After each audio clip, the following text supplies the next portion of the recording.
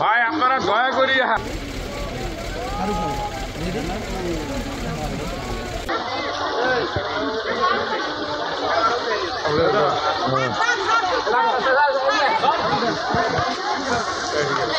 আজ সকালে মোল্লাকান্দি এলাকায় স্থানীয় ব্যক্তিদের মধ্যে মারামারিতে একজন ব্যক্তি নিহত হয়। এই ঘটনার পর পুলিশ ঘটনাস্থলে গিয়ে পরিস্থিতি নিয়ন্ত্রণ করে এবং আসামিরা পালিয়ে যায়।